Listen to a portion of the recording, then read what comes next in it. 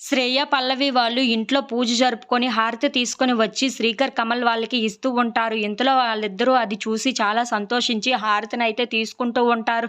ఇంతలో అక్కడ ఉన్న పల్లవి, శ్రేయ వాళ్ళు వెళ్ళిపోతూ ఉండగా ఆగండి అని చెప్పేసైతే శ్రీకర్ ఆపి మరి రోజు మీరు ఇలానే ఉదయాన్నే లెగిచి ఇల్లుని మొత్తం క్లీన్ చేసి దేవుడి గుడికి వెళ్ళి గుడిలో పూజ జరుపుకొని మరీ వచ్చి ఇలా ఇంటి మొత్తం క్లీన్‌గా ఉంచాలి. అలాగే మీరు ఇంట్లో పనులు కూడా చేస్తూ ఉండాలి. వంట చేసి గిన్నెలు తోముకొని అన్నీ ఇంట్లో పనులు చేసుకునేటట్లు ఉండాలి అని చెప్పేసి అయితే అంటూ ఉంటాడు.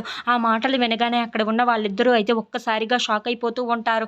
ఇంతలో అక్కడ ఉన్న శ్రీకర్ మాత్రం అవును, ఇవన్నీ చేస్తేనే మీరు ఇంట్లో ఉంటారు, లేదంటే బయటకు వెళ్ళిపోతారు, మర్యాదగా ఉండండి అని చెప్పేసి అయితే అంటూ ఉంటాడు. ఆ మాటలు వినగానే వాళ్ళిద్దరూ అయితే ఒకరినొకరు చూసుకొని చాలా భయపడిపోతూ ఉంటారు. ఇంతలో అక్కడ ఉన్న కమల్ కూడా అవును, ఉదయాన్నే లెగిచి ఈ పనులన్నీ చేస్తేనే మీరు ఇక్కడ ఉంటారు, లేదంటే బయటకు పంపించేస్తాం మిమ్మల్ని కూడా అని చెప్పేసి అయితే అంటూ ఉంటాడు. ఆ మాటలు వినగానే అక్కడ ఉన్న పల్లవి అయితే ఏంటిది, ఈ గోల ఏంటి నాకు అని చెప్పేసి అయితే అనుకుంటూ కమల్ వైపు అలా చూస్తూ ఉండిపోతుంది. ఇంతలో అక్కడ ఉన్న కమల్ మాత్రం ఏంటి వాళ్ళు వెళ్ళిపోగానే మీరిద్దరూ నగలన్నీ సర్దేసుకొని సింగారించుకొని కూర్చుందాం అనుకున్నారేమో, అలా జరగదు ఇక్కడ, ఇవన్నీ చేస్తేనే మీరు ఇంట్లో ఉండండి అని చెప్పేసి అయితే గట్టిగా వార్నింగ్ ఇస్తూ ఉంటాడు.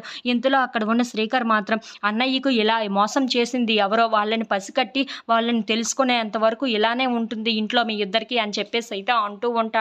ఆ మాటలు వినగానే అక్కడ ఉన్న పల్లవి అయితే చాలా భయపడిపోతూ ఉంటుంది. అది గమనించిన శ్రీకర్ మాత్రం ఏంటి పల్లవి ఎంత టెన్షన్ పడుతుంది అంటే పల్లవియే ఏదో చేసిందన్న అనుమానం అయితే నాకు చాలా గట్టిగా ఉంది, వదిని చెప్తున్నట్లు అది నిజమేనేమో అని చెప్పేసి అయితే పల్లవి వైపు చూస్తూ ఉంటాడు. ఇంతలో అక్కడ ఉన్న శ్రీకర్ మాత్రం నువ్వు ఆ పనిలో ఉండు, వాళ్ళు ఎవరో తెలిసిన తర్వాత వాళ్ళని చెదగొట్టే పనిలో నేను ఉంటాను అన్నయ్య అని చెప్పేసి అయితే శ్రీకర్ వైపు చూసి మాట్లాడుతూ ఉంటాడు.